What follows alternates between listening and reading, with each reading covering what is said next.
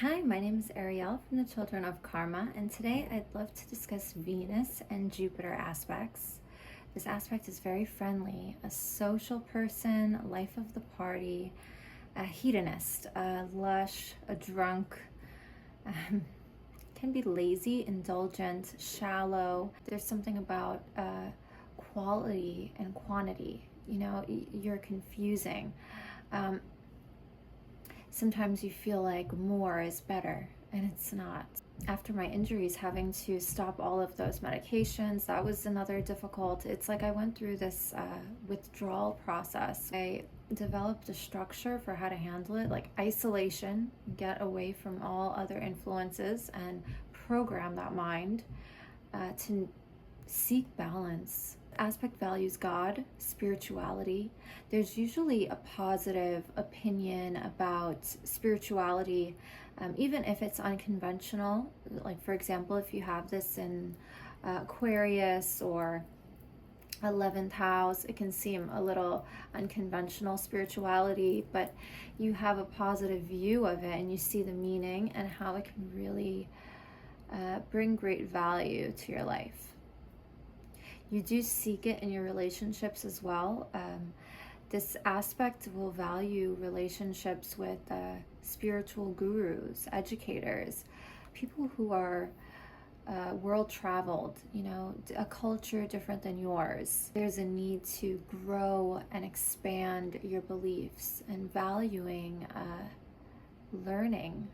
Aspect is also very charitable.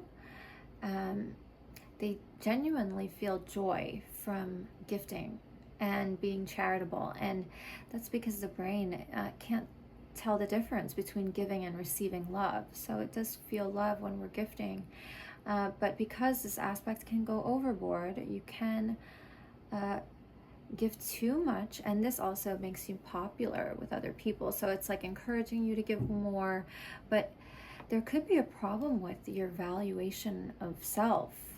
Why are you gifting so much? Do you feel you have to overcompensate because you don't feel worthy? There could be a problem with that belief system that you have about self. This aspect needs to learn that you can't buy love through gifts. My father did this, and I also found relationships that also behave this way, and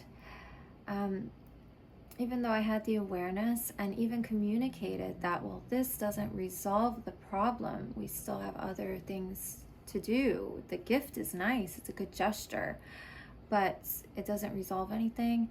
It's like accepting the gift just encourages this sort of behavior. It's about the strong values, standing on those strong values and having faith in them in a consistent way. This aspect can have relaxed views on money because they're never really in poverty for long. Even if they're spending their partner's resources, they always somehow come into money, and it's like they feel well off. They're well off materially and emotionally as well.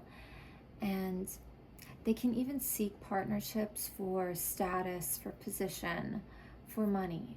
This aspect is also someone who likes to spread their love. They're generous, so they're generous in many ways, sexually even.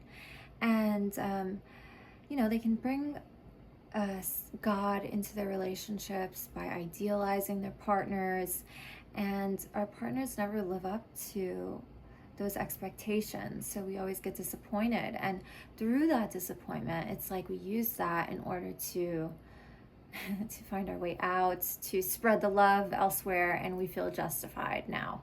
So it's you find with this aspect, if your values are not solid and based in something positive, productive,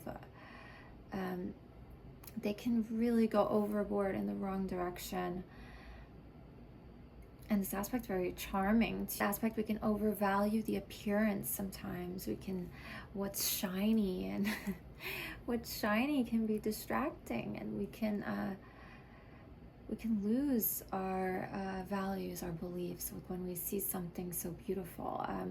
You know, I had a relationship with someone, he looked like Mark Wahlberg, and so I was just so attracted to that look. Which, you know, first of all, this is like from the movie Fear, so I think that says something about me, that I was attracted to that version of Mark Wahlberg.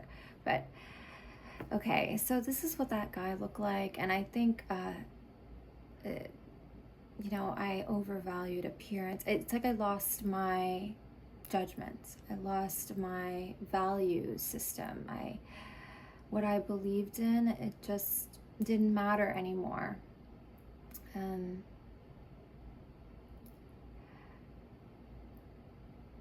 Especially if your values are not grounded. You know, at that point, 18 years old, 19 years old, you're still trying to figure yourself out, and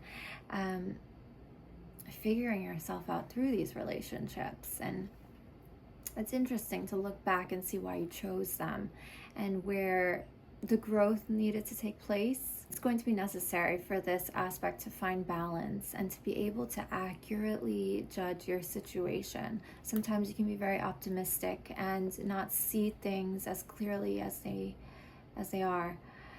And being grounded, I think, asking yourself the grounded questions and really seeing, am I overgiving, for example?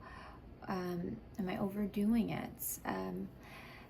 And this kind of personality will chase you forever in many different ways. I mean, even now, I still have issues with things like caffeine, with pistachios. You know, I just have to have, there's just never enough. And it can give me problems with, you know, the salt can give me problems with, you know, feeling faint and like just hearing my heartbeat through my skin. It's just very uncomfortable. It's too much salt for me, but I just have to have it. It's just like, I just don't know when to stop. So it's like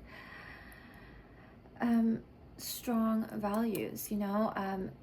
You can only have pistachios once a week, and it's going to be on this day, and it's, you know, nothing else, and that's it. And stay strong. Thank you guys for joining me for this video, and I'd love to see you at thechildrenofkarma.com so I can find out your ancestral patterns and we can find out better ways to work with them using your charts. And don't forget to like the video, guys. Bye.